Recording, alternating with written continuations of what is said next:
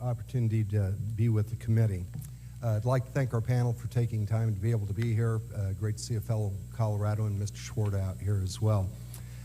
Incredibly important issue, I think, for the state of Colorado and for the western U.S. And blanket question for all four of you. What is the number the Department of Interior has established as recovery for the greater sage grouse? Ms. Clark? I'm not aware that they have given us a population number. The state itself has got objectives, but we have not been given a goal. Mr. Miller? We have not seen a population objective from the federal government. Mr. Arnett? That has not been established by the federal government. It should be established by the state agencies. Some have population objectives, some don't. Mr. Schwartz? No, we haven't seen a number from the federal government, but our biologists work on thresholds of what they think the carrying capacity of the land is, and trying to improve that and move trend line numbers up in the upward direction for the sage grouse. Well, you're joined by Secretary Jewell. Before this committee, when I asked her the question, they don't have an identifiable number. Wouldn't it be a good idea, if we're going to actually have recovery, to be able to have a number when we know that we win? But I've got a greater problem as well, and I think that you've spoken to this in some of your testimony. When we have 11 states that are going to be included in designation of the sage grouse for critical habitat, if we had full recovery, Mr. Schwartz, out in the state of Colorado, if we had a number, which we do not because the Department of Interior has not established that, but if we did have full recovery, would we still be listed in the state of Colorado? Congressman Tipton, I'm not sure I understand the question. With an 11-state listing where we're all grouped in with 11 states, if we get full recovery in the state of Colorado, if we had a number which we don't, we wouldn't be taken off listing, would we?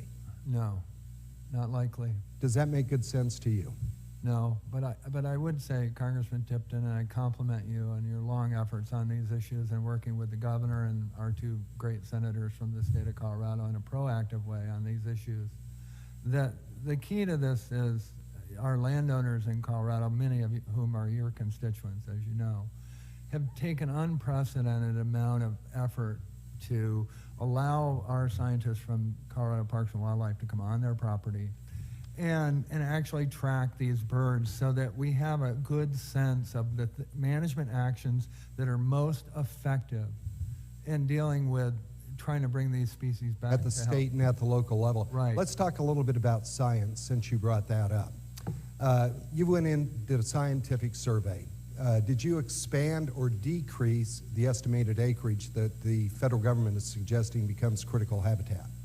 I think as we went from the national models that measure vegetation and other things and developed through an enormous investment from the state of Colorado in science, we have been able to actually... So was it greater or less than what the federal government was? It's less. It's less. That's been supplemented, hasn't it, in counties like Garfield County, to where they actually made massive reductions in what was going to be critical habitat simply because the terrain wouldn't support the population. Is that accurate?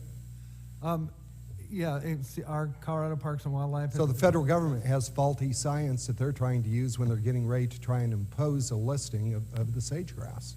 I wouldn't call it faulty science, Congressman. Aspirational science, what would we label it? Taking a broader model, and what the state does, often in partnership with them, is put it on the ground and actually measure what the behavior of these, in this case, sage grouse are, to better inform our management decisions on what actions have the highest leverage to keep the trend line moving up for the species. But there seems to be pretty much a consensus on this panel that those local conservation efforts, the state conservation efforts, Ms. Clark, you were pointing specifically, I think, in some of your comments, to also we're seeing private property rights now being infringed on in a regulatory fashion by the heavy hand of government coming in. But we ought to be able to give these an opportunity to be able to succeed. We've got some legislation that I'm co-sponsoring. Mr. Stewart on this committee is carrying it, a companion piece by Corey Gardner out of Colorado, to be able to allow our state efforts, our local efforts, to be able to develop over a 6-year period, to be able to actually revive the species.